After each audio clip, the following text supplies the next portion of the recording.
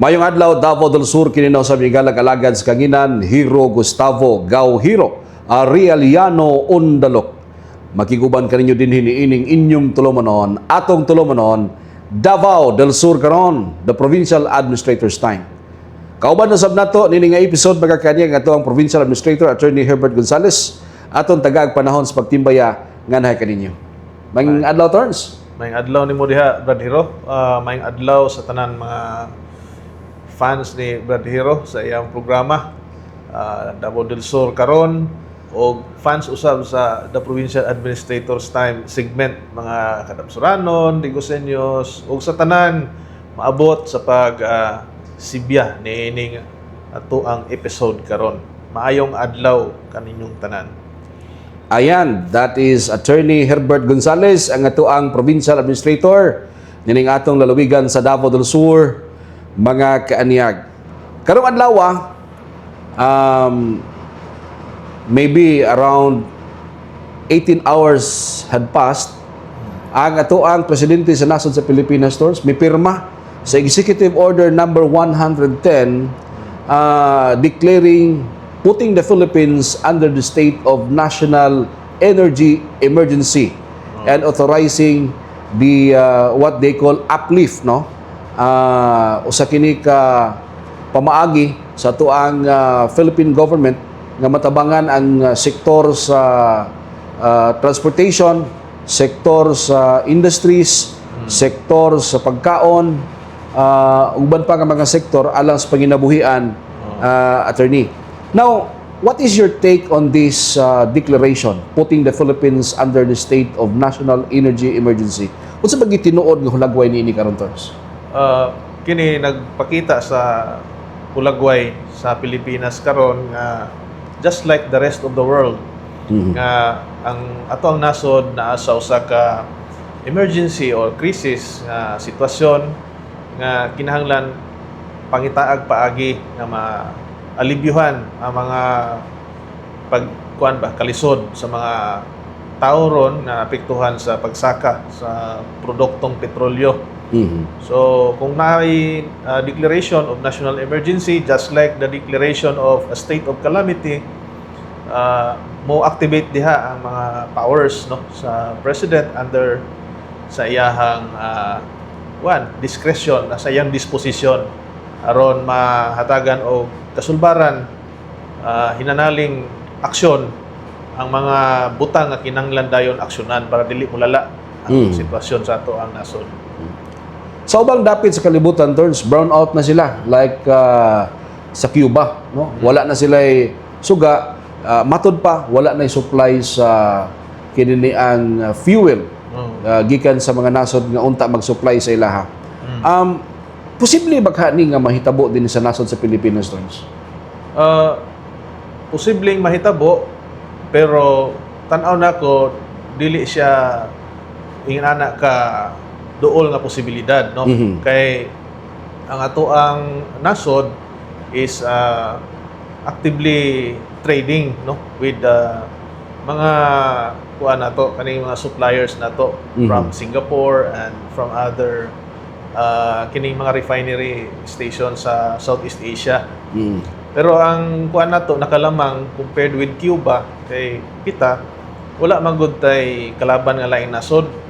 Unlike sa Cuba nga nag-suffer og mga sanctions, unya tungod sa maong sanctions naapektuhan karon ang ilahang supply sa kanang krudo, diesel o gasolina, of which ang ilahang mga planta sa kuryente very dependent. So kung wa kay ikatubil sa imo mga power producing companies nga nag-rely gyud sa mga produktong petrolyo, unya nakay sanction, karong panahon na mao nay pinakagrabing mahitabo sa imuha. Mawad-an ka og kuryente. There are power generators in the Philippines turns nga diesel dependent sila. What do you think are the possibilities nga mahitabo ini nga mga power generators turns? Mga electric cooperatives. Kining mga electric cooperatives dili man ni sila power generator, kay power distributor man lang na sila. Okay, yes. I stand corrected. So ang mahitabo is kining mga power generators or independent power producers, most likely magsaka po ni ilahang presyo kay ang input sa ilahang kuryente, diesel man na, no? So or any other petroleum product. So naturally mag-expect na po ta nga sa atong sunod nga bill sa kuryente basig maapektuhan na sa presyo sa pagsaka sa petrolyo. So matawag din siya og murag domino effect, no? Kay one man input man gud ang petroleum sa halos tanang produkto o serbisyo nga atong gina-enjoy karong mga panahon na. So di man punta nuclear country, wala man tay nuclear power plant. Wala punta di pud iyon ana kadaghan ang atong solar farms. Ang ato ang geothermal ug hydro nga mga sources of power. That is why makaingon jud ta nga petroleum or fossil fuel dependent ang country. So affected jud ta sa maong crisis. Pero diri sa tuwa sa probinsya sa Davao del Sur turns ang atong power generators natay coal-fired power plant, San Miguel Power Plant. Naapod tay Abuetis Power Plant. Unya doon na pud tay hydroelectric power plant nga iha gihapon sa Abuetis. Do you think turns we have ang ato ang energy, ang ato ang electricity in the next maybe 90 days or 120 days sa imong pananaw turns mapiktuhan ka ta ni ining krisis sa krudo? Very erratic kaayo ang sitwasyon karon, no? Kay even kana mga pinakamaayong mo predict sa mga the next weeks or the next month nga mga mahitabo because of this crisis, dili nila confidently ma-predict ang mga posibleng mahitabo. Pero given sa atong energy mix karon sa island of Mindanao, or particularly diri sa Davao del Sur, naamantay coal, napuntay solar dre, di ba? Atay solar. Gamay lang pod, pero nagyapon naay tawag ning hydro. So ang energy mix na to dili lang gyud siya purely fossil fuel or petroleum. Pero given nga ang provider na to is electric cooperative, wala sila'y means ba o kanang direkta lang ta mo access, solar lang gyud atong i-avail or unsa ba kanang coal or whatever, kay kuan man distributor man lang sila. Ginabill lang man na sila pod sa mga independent power producers. So dili na to ma-predict kay gali ang ato ang fuel, ang ato ang energy very dependent on a large extent, no? Ang pinakadako nga porsyento sa ato ang gikonsumo nga kuryente nagikan sa mga petroleum nga sources. So ona diha. Pero kini mga energy conservation measures karon gipatuman sa gobyerno turns. Do you think moabot ta sa punto nga kining paggamit nato sa elektrisidad mahimong rationing, na brown out, no, na pila ka oras nga brown out, then siga na pod, moabot ka ta sa punto yung inana turns? Mag-ampo lang ta, with, lang ta nga with the kind of energy mix nga naata diri sa Islas Mindanao.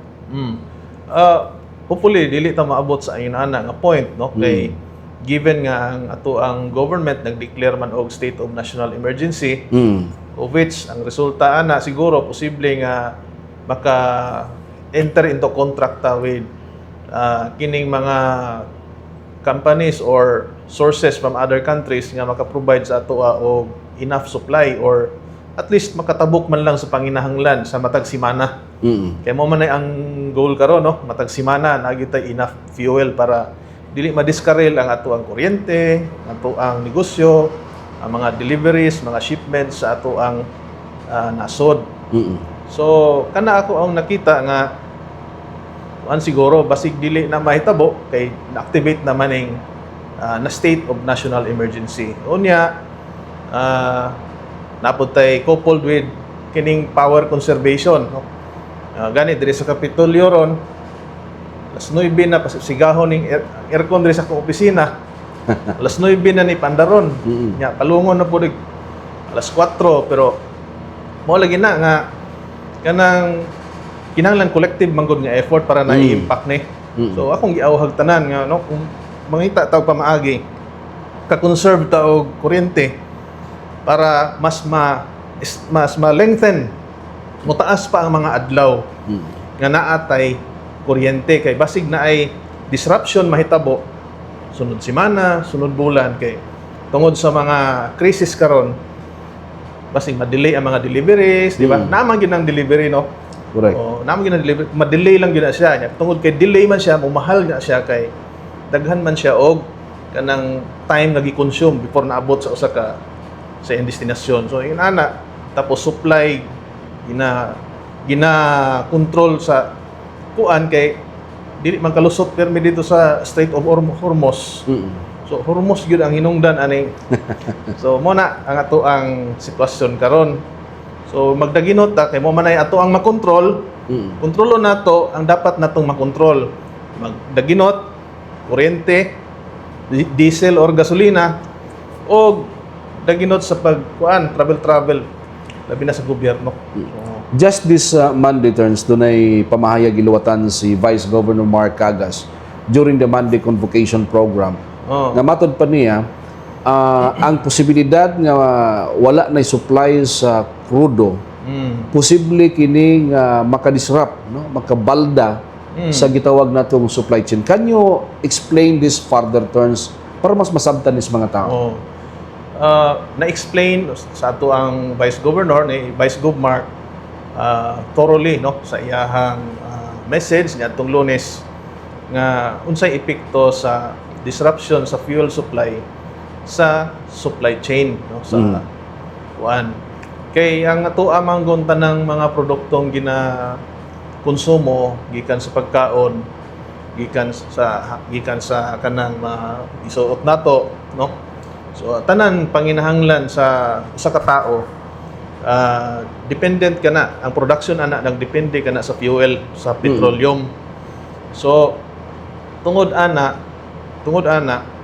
ang kaning mga supply chain kumbaga from point A to point B to point C asa na nag-agi ang mga supplies, no, sa ato ang mga panginahanglan.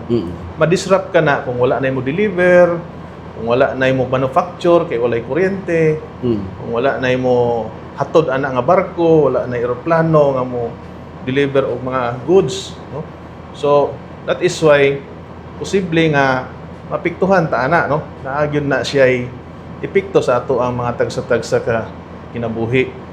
So kung ingon ta og kanang kuan disruption sa ato ang fuel supply, nana siya murag domino effect sa mas imong giingon Brodero nga ang domino effect ana apektuhan tanan, no, in the same manner nga kung ang gikan sa source sa ato ang fuel, no, kung asa nga country, kung sa Middle East nga country ba na or kung asa nga gikan Brunei or Malaysia ana asa na siya, pero kung sa along the way kung kaning mga gikan ana nga supply dili maabot sa ato because of ang barko na pod siya di na pod sila kuan ba profitable para magnegosyo ingon ana because unreasonable kayo ang cost sa delivery. So posible nga maapektuhan pod ang ato ang supply, ma-disrupt na pod ta. So kuan kayo kanang uncertain kayo ang panahon karon mo nang ang mga yung panila wala ray commitment, no, sa pagkakaroon walay commitment ang mga negosyante nga mo deliver mig ingon ani ka daghan nga litros because among kumprahanan wa poy klaro og pila ilang ipatos. So that is why basig alkansi ni nga negosyo kung sa kuan. So mo nang nagmahal jud tanan kay para makarecover sa ilahang gastos. Ang statement ni Vice Governor Mark Cagas ni coincide sa statement pod ni President Bongbong Marcos. I think it was issued yesterday nga matod pa niya dunay kunoy posibilidad, attorney, nga ang mga airlines nga nag-operate sa Pilipinas will be grounded. What are your thoughts about this?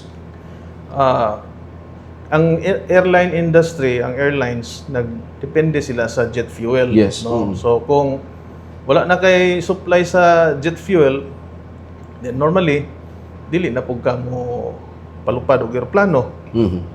So kana kung dili makakita og mga suppliers ang gobyerno, despite the declaration of national emergency, posibleng maog yun ay mahitabo. Doon ay kamatuoran ka ng imong giistorya karon na mahitabo in the succeeding weeks, no, or months. Hanto di pa na maresolba ning mga problema haron. So, kana ang kuan diha, kinahanglan sulbaron with the declaration of the state of national emergency kay mahulog naman ni nga ang mga proseso nga normal na natong ginagamit sa procurement with the activation of the state of national emergency. Doon na may mga extra powers ang presidente ani o nga pwede niyang diskartihan, makakuha lang siya og supply from various sources. Kini bang pag-istorya na to turns pag-istorya sa presidente putting the Philippines under the state of national energy emergency. So sama ba kini gihapon or equate ba ni siya sa pulong economic crisis? Kung economic crisis. Yes. So, kung Or mas broader ang economic crisis? mas broader ang economic crisis kay kanang kung moingon manggugag economic crisis, gikan na siya sa tanang aspeto sa tao, no, gikan sa panginabuhi, negosyo, o kanang ability to purchase ba sa ato mga panginahanglan. So maglisod kag palit kay dili enough imuhang kapasidad nga mo palit, krisis sa trabaho, krisis sa negosyo. Pero pag energy, more or less confined lang siya sa energy, no? Ang problem either nag-short ang supply o nagtaas jud maayo ang presyo. To the point na ma-affected ang downline ba, ang katong nag-input ani nga mga industries, like halos tanang industry nag-require magyung fuel. So kung kini ma-prolong ni mahimo gini economic crisis. Pero at the onset dili siya pariha. Kay emergency energy man lang. So kung maagapan ni with the declaration of national emergency, possibly dili na ni siya mohantong sa usa ka recession, economic crisis man, di ba? Recession, depression, or whatever terminology sa economics ang ginagamit to describe the economic crisis. So sa imong tan-aw niini, kung ma-handle lang ni pag-ayo, dili ni mo resulta ngadto sa economic crisis nga maghatod sa kapait sa mga tao. Yes, kay ultimately ang tao maging maapektuhan ani. So dapat ma-shorten lang ni siya kung pwede ma-address dayon with the emergency power, with the emergency powers, with the declaration of the state of national emergency. Kay kung kani mapasagdan nya maapektuhan na ang production sa mga goods and services, maapektuhan naman po ang kung sa may maapektuhan ani ang presyo sa mga commodities, no? Halos ma-feel na nimo tanan. O nya, then mo translate na dito sa stock market, katong sa value sa peso, ato ang mga trading, international trade na to. Tingana ka, para sa patong nabalita nga ang saging wa nagidawat dito sa asa to gi-deliver somewhere. So mga inana because of this crisis. So daghan siya og kanang kuan ba, kanang posibleng consequence kung ma-prolong pa ning problema haron. So dapat tama nga kung gi-declare na ang national emergency, dapat on a day-to-day basis ang national government, no, makakita na sila og solusyon sa mga problema like securing supply, steady supply. No? Pero dili ingon nga nagapanghandlog ta turns, but that is a possibility. Posibilidad na siya nga mahitabo. Kay wala pa may solution in sight, no, sa giyera sa Middle East. Ingon si Trump nga i-commit na daw ang Iran nga ablihan ang usa to gitagaan niya 5 days, no. Kaya man tong gi-threaten na balita akong nadungog, gi-threaten niya ang Iran nga bombahan niya ang tanang power supply sa power sources sa Iran. Since wala man daw nakikistorya sa iya, gitagaan niya 5 days, ablihin lang ng Strait of Hormuz para continue ang negosyo sa delivery sa petroleum products. So hantod og dili ma-realize ug ma-stabilize ang supply, wali pa gyud kakitag solusyon sa ending aning unsay ending ani atong problema ron sa energy crisis. So with this development karon din sa Iran turns nga doon ay 5 days nga nag-layover ang Amerika. Hunong sila pamumba kay tagaan og 5 ka adlaw nga makadesider ang Iran. Pero initially doon ay denial on the part of the Iranian government nga walay nahitabong panag-istoryahanay, no? Tali sila. But later on ilahara pong giretraktong pagpanghimakak. Now, it goes to show that among these leaders, si Trump nagsulting tinuod.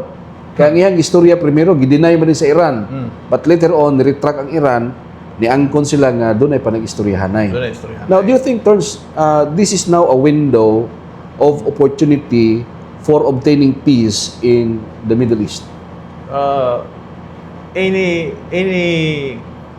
cessation of hostility is a window, no? Kay basta dili muhunong na gani ang paggamit sa armas, magpaminaway na gani ang mga conflicting parties, oportunidad gana siya para sa usa ka kalinaw nga makabot ang kalinaw. Pero nakita man gud nato nga ang motivation aning mga nasuran ang isa gusto siyang mag-control sa energy. Control niya ang petrodollar may tawag nila. Petrodollar system. So, ang isa pod gusto pod siyang mahimong kuan. Yuan. Ganang gusto niya kontrolon pod niya ang ihang mga Iranian people. Gusto siyang establish as a power po diha sa Middle East. So conflicting interest man mag-clash gyud na gyud gira mahitabo. Yung mga kuan man sila armed ng mga countries man So hopefully kining 5 days na ay positive nga mahitabo, mablihan lang ng Hormuz para dili mag-suffer nahimo manggong collateral damage ang mga nasod, no? Correct. Sila rin naggira, kita mo yung gihalangan sa ilahang away-away. So hinaot mahunong kini ato lang padayon lang tag-ampo nga malamdagan kini mga tawhana ang may Ginoo nagatan-aw sa ato ang kahimtang. So hopefully tubag kini sa mga pag-ampo sa katawhan karon nga mahitabo ang pag-abli sa Strait of Hormuz to give passage, no, sa tanang mga deliveries petroleum products labi na padulong sa Southeast Asia diin na-locate ang atong nasod. Pero very confusing, Terns, no? Ang Strait of Hormuz, ang gaagi din nga crude oil accounts only for 20 to 25% of the world's crude oil. Pero ang pangutana ba? 25% or 20% raman ni siya. 1/5 of the world's crude oil na nag-agi din na. But how come kining 1/5 of the world's crude oil naka-apekto man sa kinitibukan nga negosyo sa industriya sa crude? Akong tan-aw man diha, siguro some parts of the world wala kayo na sila naigo. Kay based ako ang mga kuan sa mga news outlets, kining Strait of Hormuz ang moagi diha kasagaran sa shipments moagi diha mapadulong siya sa Southeast Asia. So ang big time nga mga consumer niya is China, South Korea, Japan, United Kingdom. Kung napaisa ka nasod, I just forget, no, kung unsa ni kani nga nasod, basta 5 ang major nga consumer ani nila. Yes. O niya Southeast Asia dayon ang dako nga consumer nila. Yes. So that is why badly hit ang Philippines. Mas worse ang epekto sa ato compared sa other countries in the Americas, in the European Union area, or maybe in the South America nga area, and even Africa. Pero ngano kining 1/5 ra man ni siya. Pero ngano man nga mosaka man gud ang presyos tibok ka kalibutan ang world market price niya. 1/5 ra man ni siya. Ang kuan man gud diha kay mo lagi kay ang petroleum very sensitibo kaayo ang kuan ba ang kanang kalibutan sa basta ma-disrupt nimo ang gamay ng supply sa kalibutan, no? Ang gamay nga supply sa crude 20% lang compared sa kinatibuk ang 80% nga diin gikan o asa ba na padulong, no? Kay ang kuan man gud diha is very sensitive kaayo ang petroleum product ang iyang epekto ngadto sa mga industries, sa mga nasod nga heavily dependent labi na kadto mga nasod nga walay strategic reserves, no, like the Philippines wala man tay strategic reserve. So Dati reserve, matod pa sa Department of Energy, is we only have 60 days na reserba. Oh. So kung imong tan-aw ang Pilipinas, heavily dependent ra siya sa mga private players, no? Like Shell, Petron, o sa banang uban diha. Kung unsa ang ilahang procure, no? Rolling, no? Murag weekly basis, pero naay rolling na mga just in time nga mag-abot na sila. So kay wala man kaayo pondo, isa ra po'y refinery. So ang mahitabo, pag ma-disrupt ning nag-aabot-abot na mga barko nga dapat expected maabot every week, kung di na maabot, musaka gyud ang presyo. So, doon na yung mga proposition karon Torns nga dapat ibalik ko no ang oil regulation. I think it was during the time of the late President FBR nga ang oil was deregulated. No? Gitanggal ang regulation sa oil. What are your thoughts about these Torns? Kung peacetime lang, no? Kung naalay peacetime, walay gira, okay kayo ang deregulation. Kay dili mabugatan ang gobyerno sa pag-shoulder sa mga deficit sa presyo. Unlike before ba nga sa panahon atong mga 80s, 90s or even before, no? Anay oil price stabilization fund, OPSF. Nga kung unsay spike sa world market nga presyo, mo mutapal para dili ma-feel sa tao ang mahal nga presyo. Mo ibangil-bangil. O ibangil to nila, mo diferensya 3 pesos per liter. Kumbaga mo mutapal para ang tao makaingon gyapon nga tag 50 lang gyapon ang mapalit nga gasolina.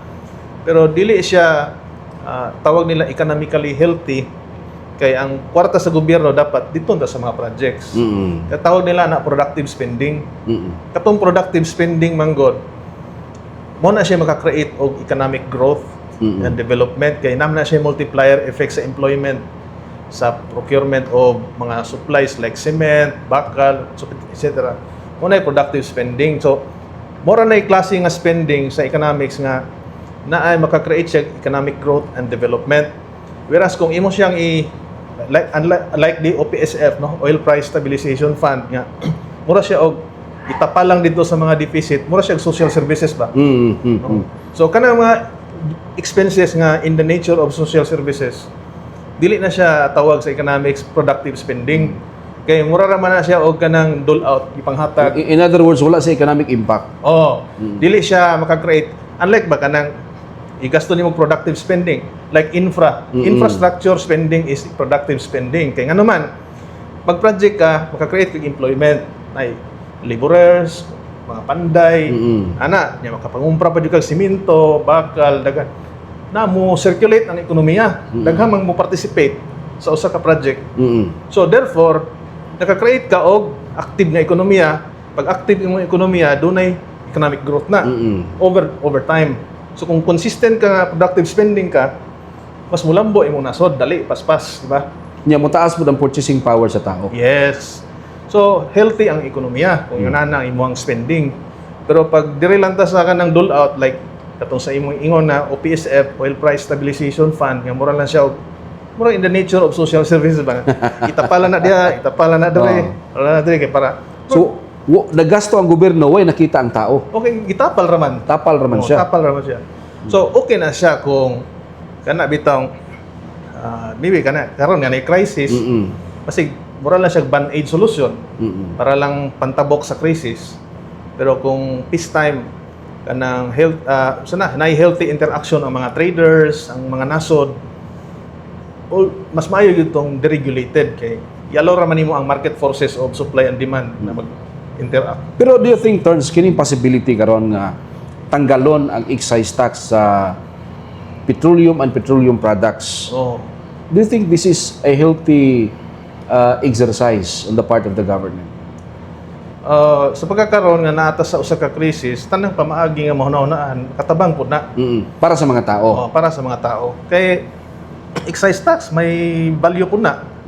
Dako po na siya og impact sa presyo sa petrolyo. So sa ingon nang pamaagi, may iban-ibanan ang palas-unon sa mga tao. Pero dili po na siya maayo nga himuon nimo always kay ang gobyerno nanginahanglan po na siya revenue. kung walay revenue, unsa may spending sa gobyerno Correct. para sa iyang social services o sa iyang productive spending na mga activities like infra, like health. Health is productive spending po na because you are prolonging the health of the people to involve in work, no? So, maka-productive ang mga tao. So, short term, okay siguro na. Pero pag long term, walay problema ang nasod, ibalik yun na kay revenue measure man na. Finally turns with all of this sitwasyon nato, no, being said nato, mong istorya kaganina, nata sa krisis, nata sa kalisod, nata sa energy emergency. Unsa may mga pagpanambag nimo ngadto sa tuang mga suki nga mga tigpaminaw, tigtanaw sa tuang programa, para nga pwede nilang mahimong tamdanan samtang sila manginabuhi sa matag adlaw nilang pagpaginabuhi, ibabaw ni ining kalibutan. Turns, go ahead. Okay, sa mga naapektuhan, kitang tanan magyud naapektuhan ani, no? Problema ha. Ang kuan gyud diha is magtipid ta karong panahon na. Tipid ta sa krudo, tipid ta sa diesel, gasolina, tipid pud ta sa ato ang salapi, no? Di na pataka gasto una kay di pa nato matansya kung unsay mahitabo sa sunod semana, sunod bulan, kung doon na pabatay eksaktong supply sa ato ang petroleum products. So sa pagkakaroon, akong gi-suggest, no, kanang mga naagi mga lakaw, no, kung mahimo mag-carpooling, kanang daghan ang makasabay, no, dili magbiyahe og tinagsa kay para makatipid, daghan ang makatipid sa pamasahe. Isa lang ka kargahan sa crudo o diesel o gasolina ang ato ang magamit diha sa ato ang pagbiyahe. Secondly, ang inyong provincial government, we are also into austerity measures, no? Ito ang kuryente, aircon, pasigahon, paandaron alas 9, palungon na po alas 4. Unya nag-attempt taron, no? We are into deliberately cutting our fuel consumption by 30%. So we are actively monitoring consumption sa per department sa fuel consumption, reduce it by 30% so that we can extend the supply until in the coming months, no, nga napata sa crisis, prolong na to ang gamit sa ato ang fuel. Unya naapod tay giimo ron sa inyong provincial government, we are into adopting the Sagip-Saka Act. No, okay. Sa Sagip-Saka, matabangan nato atong mga mag-uuma. Okay. Nga ma-cut short ang ato ang procurement process by procuring from the farmers registered under the Sagip-Saka. Kay una, ang atong mga farmers nga nara sa ato ang probinsya, matabangan nato nga ma-reduce ilang transportation cost sa pagbaligya sa produkto. Kay labi na kung manginanglan po ang provincial government o pugas, mga agricultural products para sa atong mga social services, naara yun ready. Gamay ra ang presyo nga atong magkuhan. Matabangan po nato ang mga farmers na ikatulo ang inyong provincial government katubag sa mga panginahanglan sa mga tao. So maayon ni siya nga methodology para sa pag-address karong mga crisis nga na-experience nato. So aside from cutting costs sa fuel, napatay daghang mga gipanghimo. Sige lang kita guna-hunaan eh. So sa mga katawhan nga kuan, magtipid lang kita, maguna-una, conscious lang kita maguna-una para makatipid sa gasto sa crudo, sa diesel, gasolina ug sa mga lakaw-lakaw. Kana lang. All right. Thank you very much, Attorney Herbert Gonzales, ang atuang provincial administrator. Ato timan-an mga kaanyag, no, ang mga pagpanambagon ni Attorney Herbert, dili lamang sa mga empleyado sa Kapitolyo, panlakip na sa tanan nga mga lungsuranon, mga lumulupyo dining atong probinsya ug dining atong syudad sa Digos. Sa ngalan na lamang ni Governor Yvonne Ronia Cagas, Vice Governor Mark Douglas the Fortune Cagas, ako, si Hero Gustavo Arellano Ondalo, kauban sa Attorney Herbert Gonzales, manamilit kinibingon ang panaghiusag panagtambay sa bukatawang nabawin niyo sa bagatan. Mo'y tuburan sa paglamong pag-uswag ni atong lalarigan. Daghang salamat, nalayo ng Diyos. I love Davao del Sur. Dakbayan sa Digos. Gihigugma ko ikaw.